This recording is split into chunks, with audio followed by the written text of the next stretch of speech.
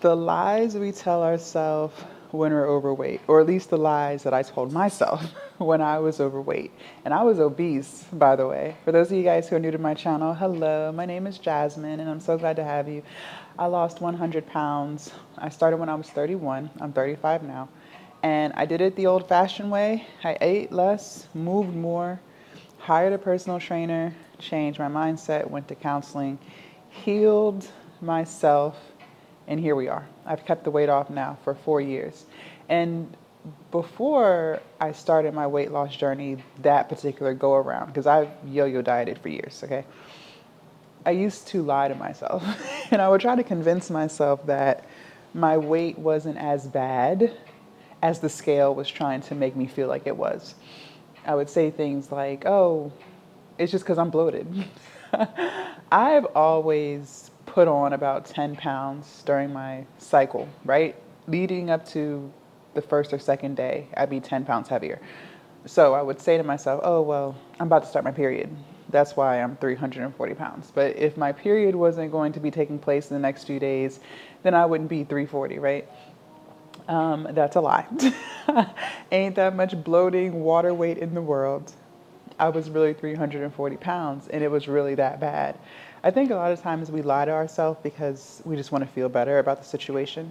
I don't think anybody wants to wake up feeling bad about themselves. I don't think anyone wants to, feel like they're fat or, feel like they're ugly. No one wants to feel that way. So we will convince ourselves of things to avoid feeling like that. Because if you admit to yourself that your weight is really that bad, well, then now you're going to feel bad for yourself for even allowing yourself to get to that point in the first place.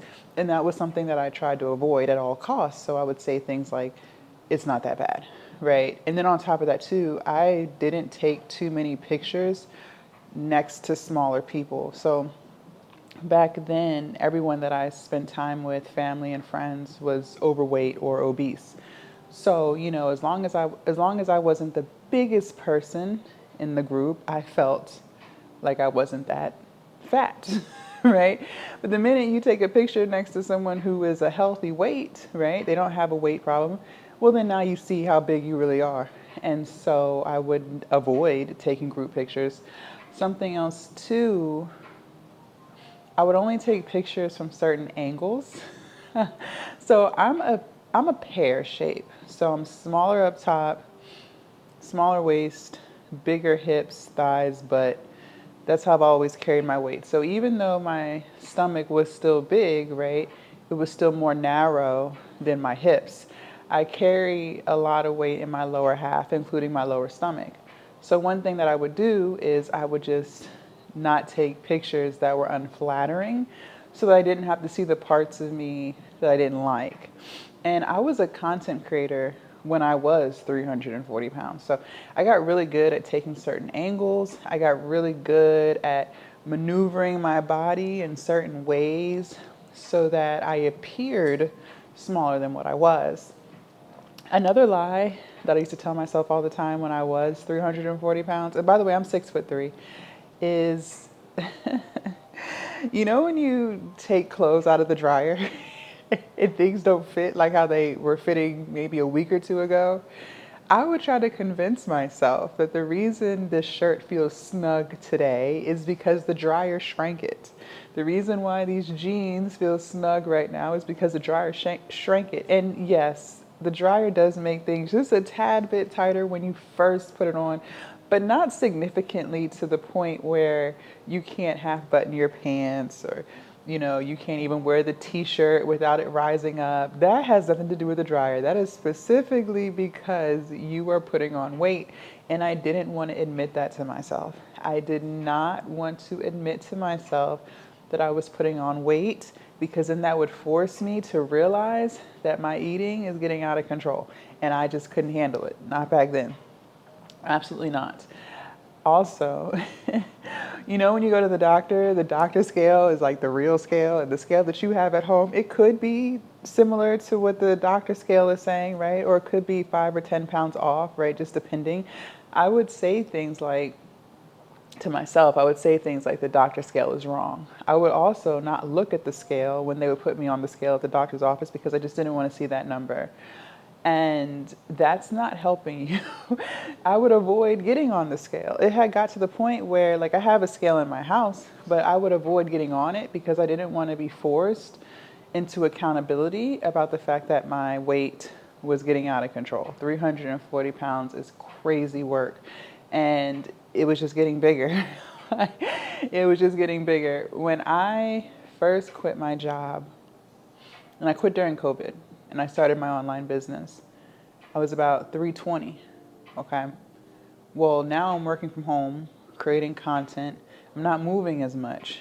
I'm not being forced to go to work, so I'm not even putting on regular clothes anymore at this point. I'm having all of my food delivered to the house because it's COVID, everything is shut down. So I'm just pretty much in my house all day, every day for weeks at a time. There'd be weeks where I didn't even leave the house, right? Just because I was door dashing. I think Instacart was becoming a thing, so I was Instacarting, Amazon. So I never needed to leave because I worked from home. I had got on the scale maybe like 2 months after quitting my job just to kind of see where I was at because I was kind of ready, kind of ready to start losing weight because I felt like I was getting bigger, right? I could feel it in my breathing. I could feel it in the way I was moving. I could kind of start to see it in my pictures and my videos for content. So I'm like, okay, let's be brave enough to get on this scale and see what's going on here so we can try to fix it. So like I said, when I quit, I was 320. When I got back on that scale about 2 months later, I was 340. And I was not expecting the scale to say that. I was shocked.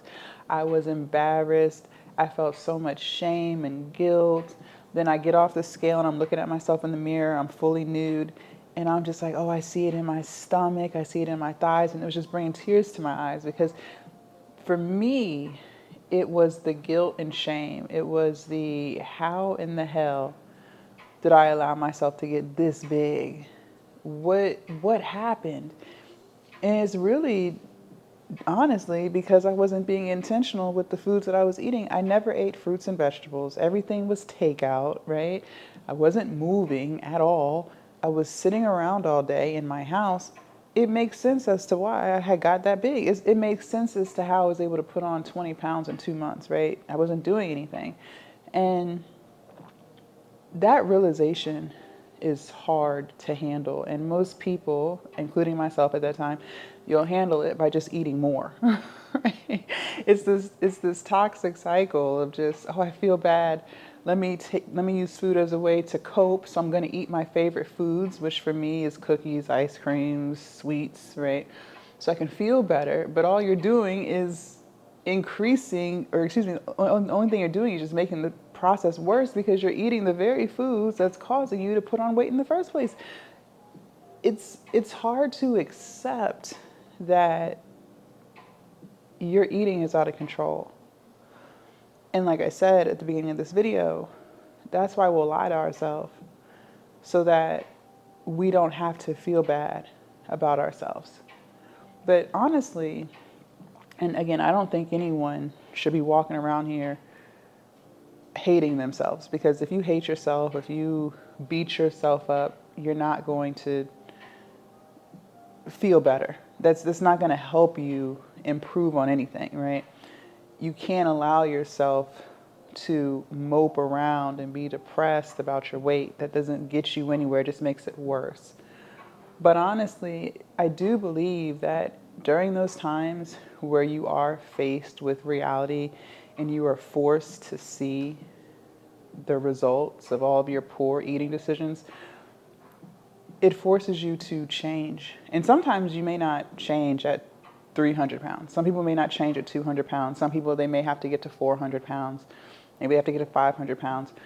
At some point, you need that, because that's what's going to be the driving force to get you to change, to get you to eat less and to move more, to get you to hire that personal trainer, sign up for that gym membership, Keep going even when you don't feel like it, because whatever that number is for you, that was your wake-up call. That was the rude awakening that you needed. That was the slap in the face that you needed to change.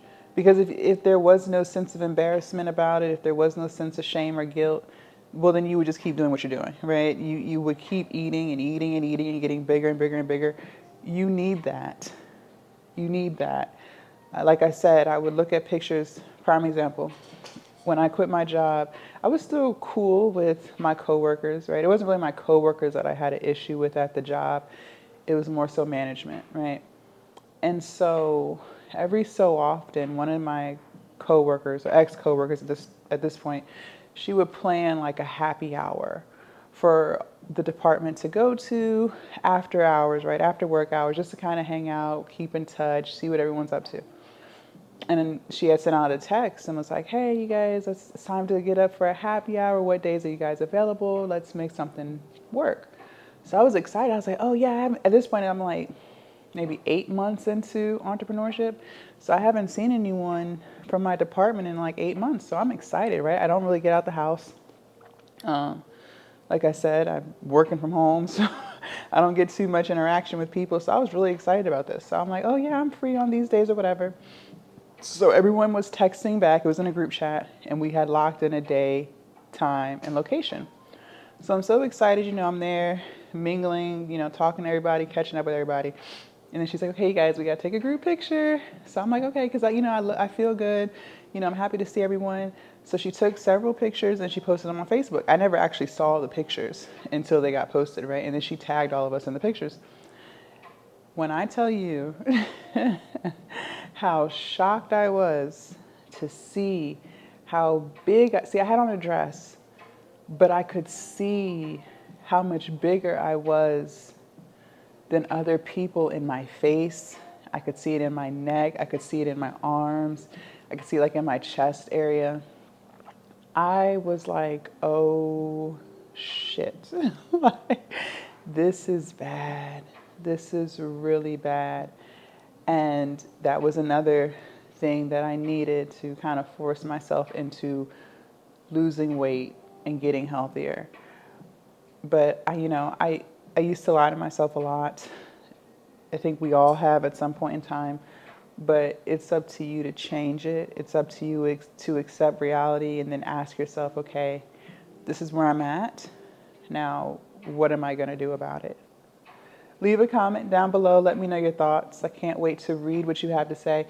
Also, make sure you subscribe to the channel and join the Patreon if you haven't already. The link is down below in my description, and I will see you guys in my next video. Bye.